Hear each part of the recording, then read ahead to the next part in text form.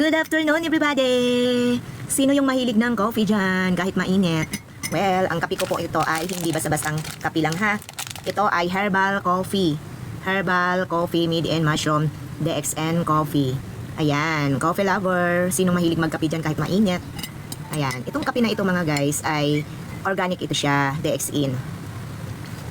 DXN coffee. Yun ang magkakasakit mga guys. Mahal ngayon ang magkakasakit. Oh, diba?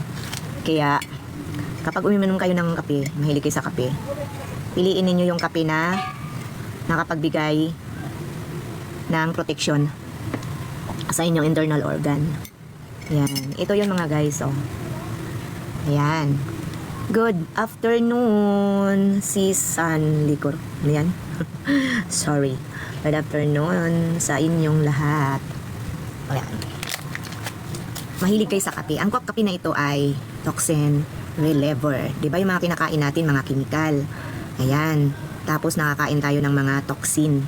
So ito naman yung pang wash out ng ating mga kinakain. So maganda ito yung inumin nyo kaysa ito yung ating inumin. Ayan. Meron pa pala itong ganitong style. Actually, 4 yan sila. Ayan, itong kape na ito na DXN Lingshi Coffee with Ganoderma. Yung Ganoderma mga guys, mga bishi sa inyong kaalaman, ay ito yung cleansing sa ating internal organ. Siya yung nagwawash out ng ating mga toxin na nakakain. Ayan, di naman maiwasan na nakakain tayo kasi sa kultura natin, no? Mahilig tayong kumain ng masasarap na mga food, lalo na kapag mga processed food. Di naman natin yun maiwasan, lalo na yung mga dilata.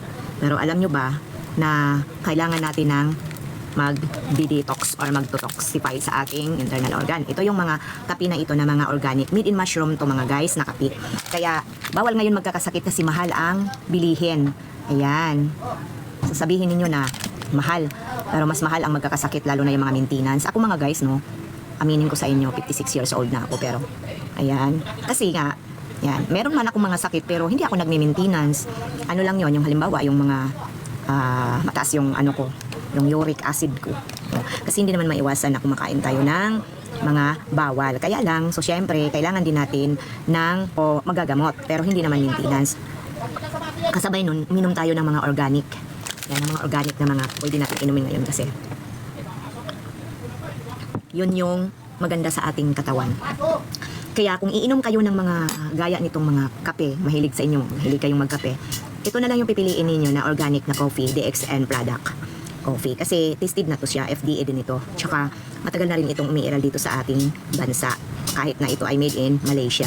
Kaya makita ninyo mga guys, yan. Pwede kayong, tsaka testimony nito mga guys ay yung mga herbal medicine na mga doktor. Yan, maganda to. Pero maganda rin yung capsule nito. Sabi nga doon, hindi naman yung gamot. Iyon naman ay protection lang siya para lumakas yung ating immune system. At yung immune system, yun yung lalaban sa mga cancer o sa mga cancer blood, mga cancer cells na hindi tayo magkasakit ng malubha. Ayan. Okay lang yung magkasakit kahit mawalagnat, ubo, sipon. Normal lang yun sa atin.